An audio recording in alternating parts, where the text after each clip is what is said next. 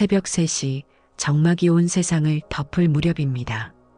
어둠 속에서 홀로 눈을 뜨고 계신 분들이 계십니다. 병상에 누워 계신 가족의 숨소리를 세며 그저 하루만이라도 고통이 줄어들기를 간절히 바라는 이들입니다.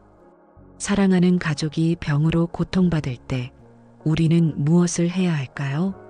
의학의 힘을 빌리는 것은 당연한 일이지만 그것만으로는 채워지지 않는 마음의 공허함이 있습니다. 밤마다 가슴을 치며 제발 낫게 해주십시오라고 기도하지만 어떻게 기도해야 하는지, 그 기도가 과연 닿고 있는지 확신할 수 없어 더욱 괴로워하십니다. 부처님께서는 법화경에서 이렇게 말씀하셨습니다. 중생의 고통을 보고 자비로서 구제하는 것이 보살의 길이니 그 자비의 마음이 곧 병든 이를 낫게 하는 약이 되느니라. 이는 단순한 위로의 말씀이 아닙니다. 병상에 누워 계신 가족을 위한 기도에는 반드시 지켜야 할 진리의 법칙이 있습니다. 오늘은 그 법칙을 여러분께 명확히 전해드리고자 합니다. 기도하는 이의 마음이 먼저 청정해져야 합니다. 많은 분들이 착각하시는 것이 있습니다. 병든 가족을 위해 절에 가서 100번, 1000번 절을 하면 그것으로 족하다고 여기는 것입니다. 물론 그 정성 자체는 귀하고 아름답습니다. 그러나 부처님께서 반야심경에서 가르치신 바를 떠올려 보십시오. 마음이 청정하면 국토가 청정하고 마음이 탁하면 온 세상이 탁하니라. 기도하는 이의 마음이 번뇌와 두려움, 원망과 조급함으로 가득하다면 그 기도는 탁한 물과 같아서 부처님께 온전히 닿을 수 없습니다. 병상의 가족을 위해 기도하기 전에 먼저 자신의 마음을 들여다보아야 합니다. 왜 우리 가족에게만 이런 일이 생겼을까? 저 사람은 멀쩡한데 왜 우리만? 이런 생각들이 마음속에 자리하고 있지는 않습니까? 이것이 바로 번뇌입니다. 병든 이를 향한 사랑이 집착으로 변하고 그 집착이 원망과 두려움을 낳는 것입니다. 그러므로 첫 번째로 해야 할 일은 이것입니다. 매일 새벽 해가 뜨기 전 고요한 시간에 자신의 마음을 정화하는 시간을 가지십시오. 조용히 앉아 호흡을 가다듬고 마음속의 원망과 두려움을 하나씩 내려놓으십시오. 저의 번뇌와 집착을 내려놓습니다. 오직 청정한 마음으로 가족의 쾌유를 빌겠습니다. 이렇게 마음을 가다듬은 후에야 비로소 진정한 기도가 시작될 수 있습니다. 청정한 마음에서 우러나온 기도는 맑은 샘물처럼 하늘에 닿아 부처님의 자비를 불러옵니다. 병든 이를 대신하여 공덕을 쌓아야 합니다. 지장경에는 이런 말씀이 있습니다. 병든 이를 위하여 선업을 닦고 공덕을 쌓으면 그 공덕이 병든 이에게 돌아가 고통을 덜어주고 수명을 연장하게 하느니라. 이것이 무엇을 의미하는지 아십니까? 병상에 누운 가족은 지금 육신의 고통으로 인해 스스로 선업을 닦기 어려운 상태입니다. 그러므로 건강한 우리가 대신하여 공덕을 쌓아야 하는 것입니다. 그렇다면 어떤 공덕을 쌓아야 할까요? 첫째는 보시입니다. 병든 가족의 이름으로 어려운 이웃을 돕거나 절에 공양을 올리거나 굶주린 생명에게 먹을 것을 베푸십시오. 이때 중요한 것은 우리 가족이 나으면 보시하겠습니다가 아니라 지금 당장 실천하는 것입니다. 조건 없는 보시가 진정한 공덕이 됩니다. 둘째는 방생입니다. 죽어가는 생명을 구하는 것만큼 강력한 공덕은 없습니다. 시장에서 팔려갈 물고기나 새를 사서 자연으로 돌려보내십시오. 그 생명을 구하는 순간 여러분의 가족에게도 생명의 기운이 전달됩니다. 부처님께서는 모든 생명은 하나로 연결되어 있다고 하셨습니다. 한 생명을 살리는 것이 곧 내 가족의 생명을 살리는 일이 됩니다. 셋째는 경전 독송과 사경입니다. 약사경을 읽거나 천수경을 사경하십시오. 이때도 반드시 이 공덕을 부모님에게 회양합니다라고 명확히 발언하십시오. 공덕은 회양할 때 비로소 그 효력을 발휘합니다. 어느 날 한 신도가 저에게 물었습니다. 스님, 저는 매일 1000번씩 절을 하는데도 왜 어머니의 병이 낫지 않습니까? 저는 이렇게 물었습니다. 그 절을 하면서 무슨 생각을 하셨습니까? 그분은 대답했습니다. 어머니가 빨리 낫기만을 바랐습니다. 바로 여기에 문제가 있습니다. 절을 하면서도 마음은 조급함과 집착으로 가득했던 것입니다. 진정한 공덕은 아무런 조건 없이 오직 맑은 마음으로 실천할 때 쌓입니다. 특정 시간에 특정 기도를 올려야 합니다. 부처님의 가르침에는 시간의 법칙이 있습니다. 약사열의 본원경에서는 해가 뜨기 전 새벽 시간에 약사열의 부처님의 명호를 염송하면 병든 이의 업장이 소멸되고 몸의 도끼가 빠져나간다고 하셨습니다. 새벽 3시에서 5시 사이, 이 시간은 하루 중 음기가 물러가고 양기가 피어나는 전환의 시간입니다. 이때 기도하면 우주의 기운이 여러분의 기도와 하나가 되어 병든 이에게 전달됩니다. 구체적으로 이렇게 하십시오. 매일 새벽 3시 30분 잠자리에서 일어나 정갈하게 씻고 조용한 곳에 앉으십시오. 향을 피우고 부처님 전에 물 한 잔을 올린 후 이렇게 염불하십시오. 나무 약사유리 광렬에 이 명호를 108번 염송하십시오. 천천히 마음을 담아서 염송하되 숫자를 세는데 집착하지 마십시오. 중요한 것은 숫자가 아니라 간절함입니다. 108번의 염불을 마친 후 이렇게 발언하십시오. 나무 약사유리 광렬의 부처님, 지금 병상에 누워 계신 부모님의 모든 업장을 소멸시켜 주시고 육신의 고통을 덜어주시며 하루빨리 건강을 회복하게 하소서.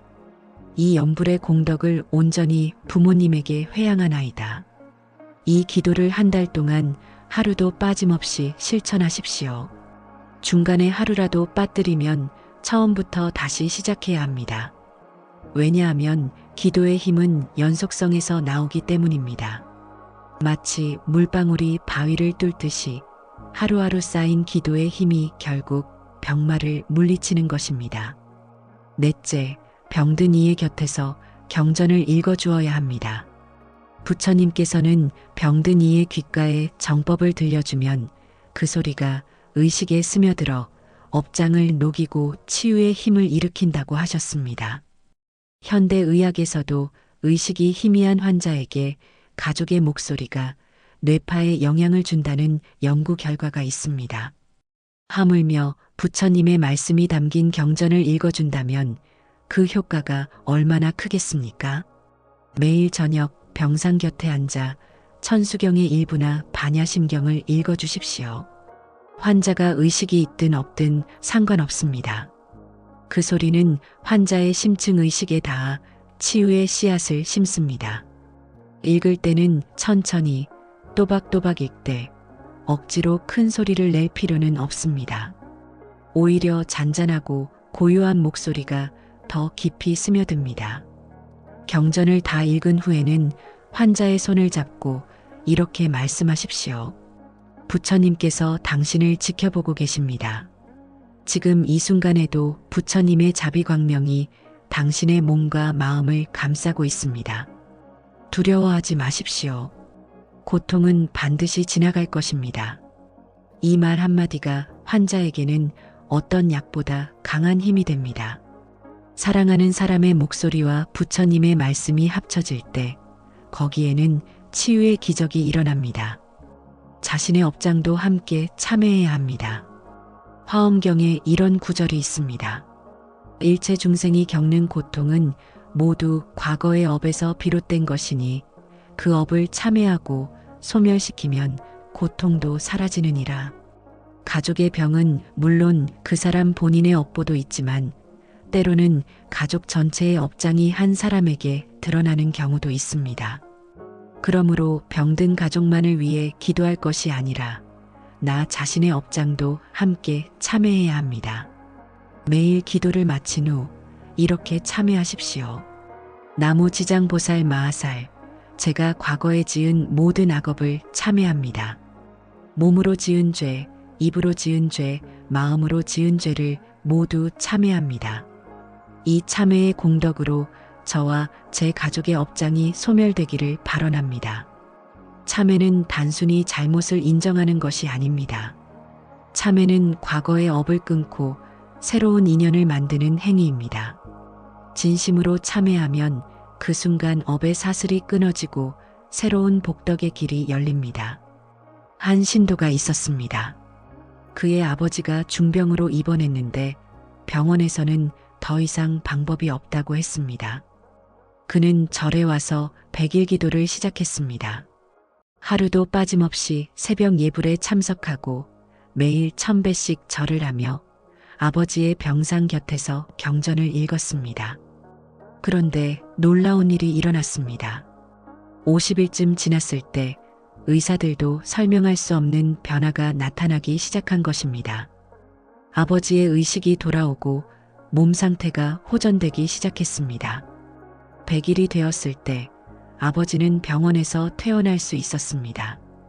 이것이 기적일까요? 아닙니다. 이것은 부처님의 말씀대로 실천했을 때 나타나는 자연스러운 결과입니다. 청정한 마음으로 공덕을 쌓고 정해진 시간에 꾸준히 기도하며 경전을 읽고 참회했기 때문에 일어난 일입니다. 병든 이를 위해 특별제를 올리는 것도 고려해야 합니다. 개인의 기도만으로 부족하다고 느껴진다면 절에 가서 약사제나 생전 예수제를 올리는 것도 좋은 방법입니다. 약사제는 약사열의 부처님께 병든 이의 쾌유를 비는 의식이고 생전 예수제는 살아계신 분의 수명 연장과 재난 소멸을 기원하는 의식입니다. 이런 제를 올릴 때는 여러 스님들과 신도들이 함께 기도하므로 그 기도의 힘이 배가 됩니다.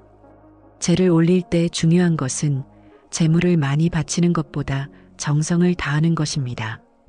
부처님께서는 재물의 많고 적음이 아니라 마음의 청정함을 보신다고 하셨습니다. 형편이 어렵다면 적은 금액이라도 정성을 다해 올리십시오. 그 정성이 곧 공덕입니다. 결코 희망을 놓지 말아야 합니다. 가장 중요한 것은 바로 이것입니다. 병이 오래되고 상태가 악화되더라도 결코 희망을 놓아서는 안 됩니다. 법화경에서 부처님께서는 이렇게 말씀하셨습니다. 부처님의 자비는 한량 없고 부처님의 능력은 무궁무진하니 진실한 마음으로 귀의하면 반드시 응답하시느니라. 이 말씀을 믿으십시오. 의사가 포기하더라도 상황이 절망적으로 보이더라도 부처님만큼은 결코 중생을 버리지 않으십니다. 절망은 또 하나의 독입니다. 절망하는 순간 기도의 힘은 약해지고 병든 이에게도 그 절망의 기운이 전달됩니다. 반대로 희망을 갖고 꾸준히 기도하면 그 희망의 에너지가 환자에게 전달되어 치유의 힘을 돕습니다. 밤이 깊어도 새벽은 반드시 옵니다. 고통이 길어도 그 끝은 반드시 있습니다. 지금 이 순간에도 부처님께서는 여러분의 가족을 지켜보고 계십니다. 그러니 두려워하지 마십시오. 꾸준히 기도하고 실천하십시오. 병든 이의 업장을 대신 소멸시키는 특별한 수행법이 있습니다. 우람분경에는 이런 말씀이 전해집니다.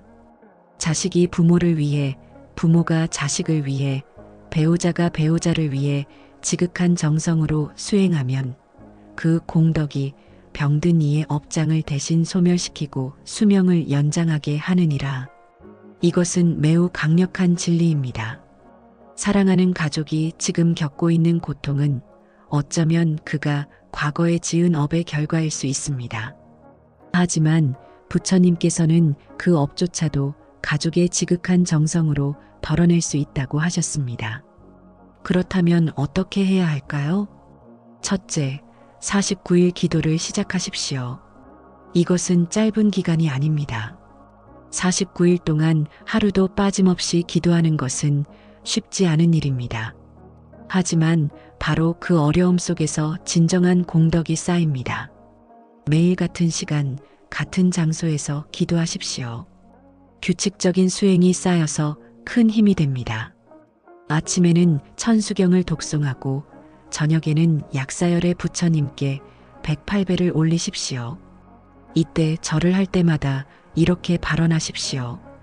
이 한 배의 공덕으로 부모님의 업장이 소멸되기를 발언합니다. 108배를 하는 동안 108번의 발언을 하는 것입니다. 처음에는 몸이 힘들고 마음도 산란할 것입니다. 하지만 보름쯤 지나면 몸과 마음이 익숙해지고 한 달쯤 지나면 오히려 그 시간이 가장 평온하고 거룩하게 느껴질 것입니다. 둘째, 49제를 직접 올리는 방법도 있습니다. 보통 49제는 돌아가신 분을 위해 올리는 것으로 알고 계시지만 실은 살아계신 분의 업장 소멸을 위해서도 올릴 수 있습니다. 절에 가서 스님께 사정을 말씀드리고 가족의 이름으로 생전 49제를 올려달라고 청하십시오. 49일 동안 매일 제를 올리는 것이 어렵다면 매주 한 번씩 7주 동안 올리는 방법도 있습니다. 이때 중요한 것은 제를 올리는 날마다 직접 참석하는 것입니다. 돈만 내고 맡겨두는 것이 아니라 여러분도 함께 그 자리에서 기도해야 합니다. 스님들의 독경 소리에 맞춰 함께 염불하고 함께 절하십시오. 그 정성이 쌓여서 가족의 업장을 녹이는 것입니다. 셋째, 대신 고행을 감내하는 방법이 있습니다. 옛날 어떤 효자가 있었습니다. 그의 어머니가 중병에 걸려 죽음을 앞두고 있었습니다. 효자는 100가지 절에 100번씩 절을 하겠다고 발언했습니다. 10,000번의 절입니다. 그는 산속의 절부터 시작해서 하나씩 찾아다니며 절을 했습니다. 비가 와도 눈이 와도 몸이 아파도 멈추지 않았습니다. 그의 이마에는 굳은 살이 박이고 무릎은 피투성이가 되었습니다. 하지만 그는 포기하지 않았습니다. 49번째 절에서 절을 하고 있을 때 꿈에 한 스님이 나타났습니다. 그 스님은 말했습니다. 내 정성이 하늘에 닿았다. 돌아가 보라. 효자가 집에 돌아가 보니 죽음을 앞두고 있던 어머니가 일어나 앉아 있었습니다. 이것이 옛날 이야기라고만 여기십니까? 아닙니다. 지금도 이런 일은 일어납니다. 진심으로 온몸으로 기도하면 반드시 응답이 있습니다. 여러분도 자신만의 고행을 정하십시오. 49일 동안 매일 1000배씩 절을 하겠다든지 108개의 절을 순례하겠다든지 아니면 100번의 방생을 하겠다든지 자신이 감당할 수 있는 범위 내에서 그러나 약간의 고통이 따르는 수행을 정하십시오. 그 고통이 바로 가족의 업장을 대신 짊어지는 것입니다. 여러분이 흘리는 땀 한 방울, 아픈 무릎의 통증 하나하나가 가족의 고통을 덜어주는 것입니다. 병든 이를 위한 특별한 염불법이 있습니다. 부처님께서는 여러 경전에서 다양한 염불법을 가르쳐 주셨습니다. 그 중에서도 병든 이를 위한 가장 강력한 염불은 바로 약사열의 본원공덕경에 나오는 약사열의 부처님의 12가지 대원을 염하는 것입니다. 약사열의 부처님께서는 과거에 보살로 계실 때 12가지 큰 서원을 세우셨습니다. 그중 7번째 서원이 바로 이것입니다. 내가 성불하면 만약 중생이 온갖 병으로 고통받고 의지할 곳이 없거든 내 이름을 듣는 것만으로도 모든 병이 사라지고 몸과 마음이 편안해지리라. 이 서원을 믿고 약사열의 부처님의 명호를 염송하면 그 서원의 힘이 여러분의 가족에게 전달됩니다. 구체적인 방법은 이렇습니다. 매일 정해진 시간에 조용한 곳에 앉으십시오. 향을 피우고 약사열의 부처님의 진언을 먼저 21번 외우십시오. 옴 백화제 백화제 마하 백화제 라자 사문가테 소하. 이 진언은 약사열의 부처님의 치유 에너지를 불러오는 신성한 주문입니다. 21번을 외운 후에는 약사열의 부처님의 명호를 염송하십시오. 나무 약사유리 광열에 이것을 최소 1080번 염송하십시오. 많이 할수록 좋지만 중요한 것은 숫자가 아니라 한 번 한 번의 간절함입니다. 염불을 할 때는 마음속으로 병상에 누운 가족의 모습을 떠올리십시오. 그리고 약사열의 부처님의 푸른 빛이 가족의 몸을 감싸고 있는 모습을 상상하십시오. 약사경에서는 이렇게 말합니다. 약사열의 광명은 유리처럼 맑고 푸른 빛이니 이 빛이 중생의 몸에 닿으면 모든 도끼와 병마가 사라진다고 하셨습니다. 염불을 마친 후에는 반드시 회향을 하십시오. 제가 오늘 염송한 약사열의 부처님의 명호 1080번의 공덕을 모두 병상에 누운 부모님에게 회향합니다.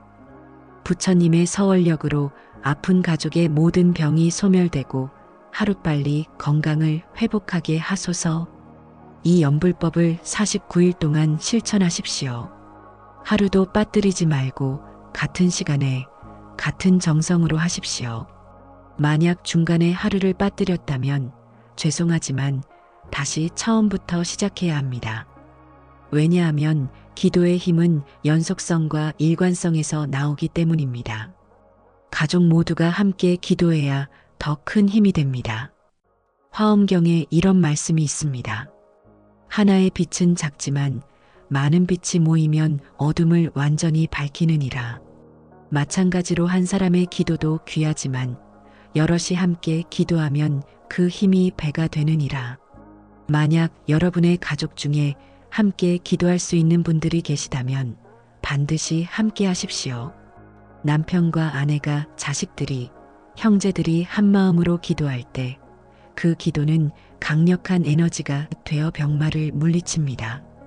저녁 시간을 정해서 가족들이 함께 모이십시오. 환자의 병실이나 집의 조용한 공간에서 함께 앉아 경전을 읽거나 염불을 하십시오. 이때 각자가 따로따로 하는 것이 아니라 한 사람이 한 구절씩 돌아가며 읽거나 함께 소리를 맞춰 염불하십시오. 가족이 함께하는 기도에는 특별한 힘이 있습니다. 혈연으로 맺어진 인연의 끈이 기도를 통해 더욱 단단해지고 그 끈을 통해 생명의 에너지가 환자에게 전달됩니다.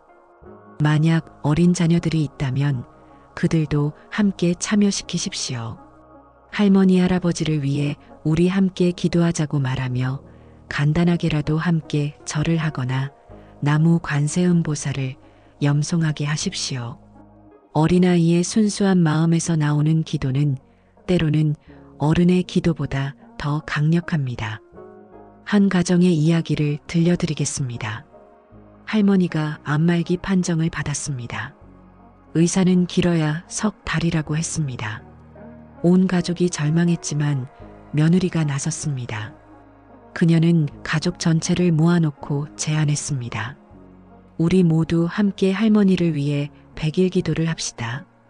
처음에는 다들 반신반의했지만 며느리의 간곡한 부탁에 따르기로 했습니다.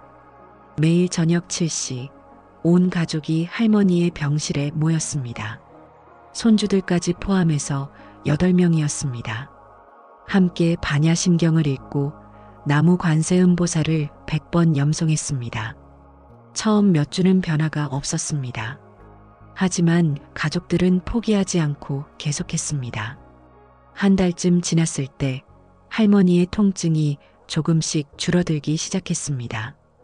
2달째에는 식욕이 돌아왔습니다. 석 달째, 의사가 말한 시한이 지났을 때 할머니는 여전히 살아계셨습니다. 100일이 지났을 때 놀라운 일이 일어났습니다. 재검사 결과 암세포가 현저히 줄어들어 있었던 것입니다. 의사들은 의학적으로 설명할 수 없는 일이라고 했습니다. 하지만 그 가족은 알고 있었습니다. 이것은 온 가족의 정성이 만들어낸 기적이라는 것을. 병실이나 집안의 기운을 정화해야 합니다. 많은 분들이 간과하는 부분이 있습니다. 바로 환경의 중요성입니다. 능엄경에서는 이렇게 말씀하셨습니다. 깨끗한 곳에는 선한 기운이 모이고 더러운 곳에는 나쁜 기운이 모이느니라. 병든 이가 머무는 곳을 청정하게 하면 그곳에 부처님과 보살님들께서 오시어 보호하시느니라. 병실이나 환자가 머무는 방을 정갈하게 관리하십시오. 매일 아침 깨끗이 청소하고 환기를 시켜 신선한 공기가 들어오게 하십시오. 그리고 부처님의 이미지를 모시십시오. 작은 불상이나 부처님 사진, 관세음보살님의 탱화 등을 환자가 볼 수 있는 곳에 모시십시오. 병원에서 이것이 어렵다면 작은 카드 크기의 부처님 이미지라도 좋습니다. 매일 아침 깨끗한 물 한 잔을 부처님 전에 올리십시오. 그리고 가능하다면 향을 피우십시오. 병원에서 향을 피울 수 없다면 집에서라도 환자를 위한 향을 피우며 기도하십시오. 이 향 연기가 하늘에 닿아 부처님께 이르고 부처님의 자비가 이 향 연기를 타고 당신에게 전달되기를 발언합니다. 또한 환자의 방이나 병실에서 좋은 소리를 들려주는 것도 중요합니다. 스마트폰이나 작은 스피커로 불경을 낮게 틀어놓으십시오. 천수경이나 반야심경 또는 나무 관세음보살을 염송하는 소리를 하루 종일 낮은 볼륨으로 들려주십시오. 소리는 공간의 기운을 바꿉니다. 신성한 소리가 끊임없이 흐르는 공간에는 좋은 기운이 모이고 나쁜 기운은 물러갑니다. 환자가 깨어 있을 때는 물론이고 잠들어 있을 때도 그 소리는 무의식에 스며들어 치유를 돕습니다. 관세음보살님의 명호를 특별히 염송해야 합니다.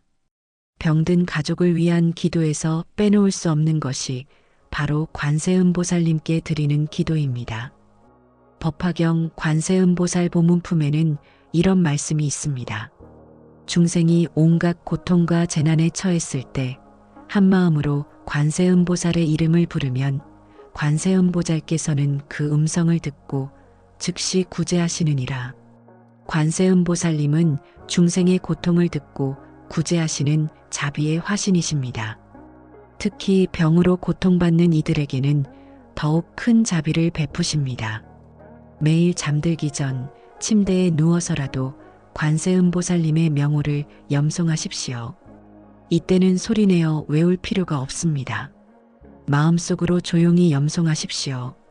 나무 관세음보살, 나무 관세음보살, 나무 관세음보살.